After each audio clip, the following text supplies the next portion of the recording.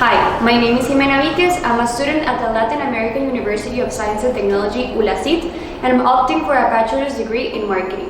I welcome you to this space where I will be presenting you my graduation seminar titled Attitudes Towards Sustainable Fashion, an Assessment on Costa Rica's Ethical Fashion Purchasing.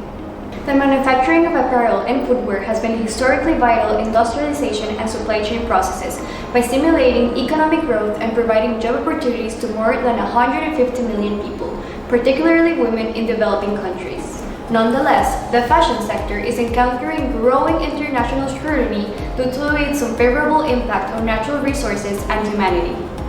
The textile manufacturing industry is the second largest consumer of water resources, demanding over 700 gallons to manufacture a single cotton shirt and 2,000 gallons of water for a pair of jeans. Additionally, the sector contributes to around 10% of the total global carbon emissions, as stated by the UN Environment Programme.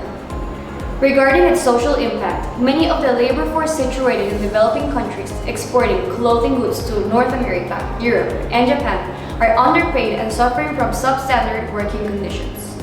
Costa Rica is recognized worldwide as a leader driving the global environmental agenda through eco-friendly practices that have earned them their high ranking on the Sustainable Development Goals Index. Yet, there is no substantial research about the sustainable fashion sector of Costa Rica. Consequently, this analysis represents an attempt to bridge the gaps in the literature of sustainable practices in one of the world's greenest countries.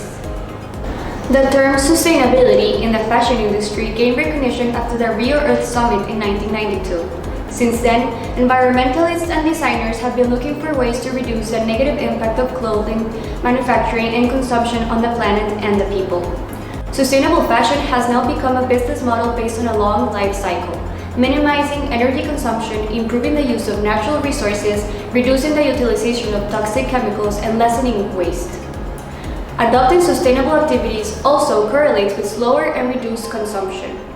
Thus, the end goal is to create high-quality products that are long-lasting and emphasize on repair and reuse instead of discarding and disposal. This study aimed to investigate the perspectives on sustainable fashion in Costa Rica through a mixed approach methodology. The chosen data collection tool was a survey, and it was conducted in February 2024 using a computer-assisted tool among individuals aged 15 and above residing in Costa Rica. The first stage of the survey was undertaken from an interpretive perspective through the use of a qualitative research design. The objective of the second phase of the survey was to acquire quantifiable data. To assess the potential influence of socio-demographic factors on attitudes towards sustainable fashion, several hypotheses were formulated. Hypothesis 1. Older respondents are more likely to exhibit higher levels of agreement with sustainable fashion compared to younger individuals. Hypothesis 2. Female respondents will demonstrate a stronger propensity towards sustainable fashion compared to males. Hypothesis 3. Respondents with higher levels of education are likely to have a more favorable view of sustainable fashion. Hypothesis 4. Respondents who hold a higher social standing are more likely to be dedicated to sustainable fashion. When asked about what sustainability meant to them, the respondents showed, in general, an in-depth comprehension of the term, with 46.4% associating the word with environmentally responsible practices, mentioning both the production and consumption of goods and services that aim to reduce and protect its impact on the environment. Another 36.4% of respondents define sustainability as the ability to maintain or support a process continuously over time, in most cases referred to as an integral model of development that takes into consideration the planet, the people, and the economy. Additionally, there is a high association of fashion products with sustainability within the Costa Rican consumers, with 42.7% of respondents claiming that clothes, shoes, and accessories are the products that come to mind when they think about the term sustainability. This result is reinforced in the follow-up question, where a vast majority of participants, 81.8%, confirmed they consider sustainability an important factor when buying fashion products, most motivated by the effort to reduce the environmental impact of fast fashion. Participants further demonstrated their perceptions towards sustainable fashion by scoring the 10 statements observed in the table on a scale from 1 to 4, where 1 represented the lowest level of agreement with sustainable practices, while 4 denoted the highest level of agreement. Statement 4 received the highest average score with a 3.8, meaning most participants strongly agree with the claim that fashion brands should be obligated to ensure equitable labor conditions. In contrast, Statement 7 received the lowest average score with a 2.3, exposing that most participants do not consistently pursue knowledge regarding the sustainability initiatives of fashion labels.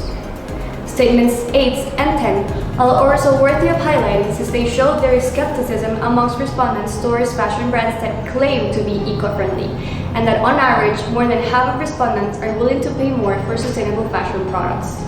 When observing the average scores of different age ranges, a clear distinction is found between participants from 15 to 44 years old and participants of 45 and older regarding their agreement with sustainable fashion practices.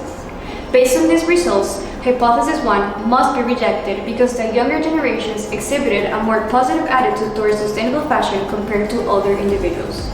After analyzing each statement individually, it was found that the claimer participants from 15 to 44 years old and participants of 45 and older disagreed the most was Statement 3, which should encourage the purchase of second-hand clothing.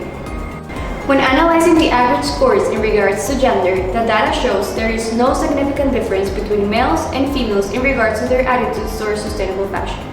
Consequently, the Hypothesis 2 is also rejected.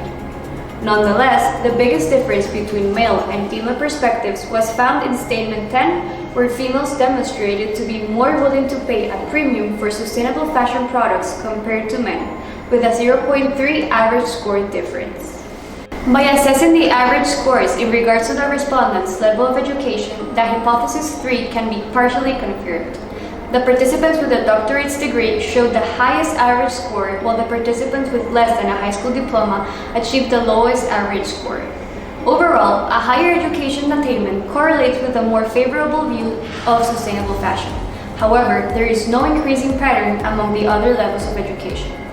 When the respondents are split by education attainment into two groups of high school diploma or lower and undergraduate or higher, a drastic difference in opinions is revealed when given Statement 7, I actively seek out information on sustainability practices of fashion brands before making a purchase.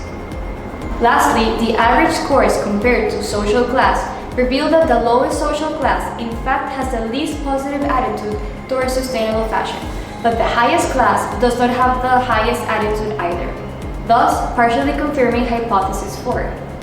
The classes were then divided into two groups, revealing a 1.5 difference in perspectives regarding Statement 2. I believe it is important to support fashion brands that prioritize sustainability. The lack of association between sustainability and socially responsible practices is an important finding because, when it comes to the fashion industry, the terms sustainable and ethical are often used interchangeably. Although both concepts fundamentally embody a conscientious approach to production and consumption of garments, in the context of Costa Rica, the use of each specific term could imply a shift of emphasis on specific components. In exploring consumer attitudes towards sustainable fashion in Costa Rica, our research exposes an interesting paradox. While the fashion industry is often associated with its unfavorable impact on natural resources and humanity, it is also on the top of mind of consumers when they think about sustainability. The cause of this direct association between sustainability and the fashion industry could be in part due to a notable uptick in discussions about sustainability related to fashion and the environment during the COVID-19 pandemic and the recent popularity of such topic in social media.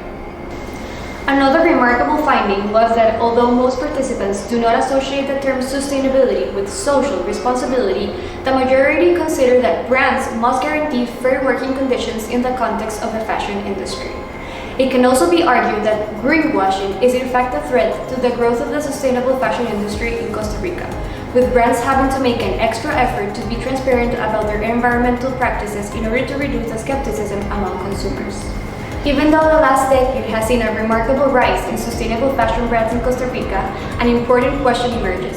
Are consumers of one of the greenest countries on earth prepared to support a fashion sector that focuses on reducing the negative impact that clothing has on the planet and the people? The vast majority of consumers in Costa Rica have an overall good understanding of the term sustainability and consider it is important to support fashion brands that prioritize sustainability, with some even willing to pay more for clothing that are ethically produced and environmentally friendly. However, numerous factors may lead to favorable attitudes towards ethical consumption that do not translate into tangible actions, a phenomenon labeled as the consumption gap. For instance, the perception that sustainable clothing is more expensive than traditionally produced clothing may be a limiting factor for lower social classes to seek ethical fashion brands. At the same time, prejudices towards second-hand clothing are likely to stop older generations from buying at second-hand shops, while for younger individuals, this may come as an added value. Regardless of the variables that may cause these inconsistencies between attitudes and actions, this study shows that education does play an important role in motivating ethical consumption.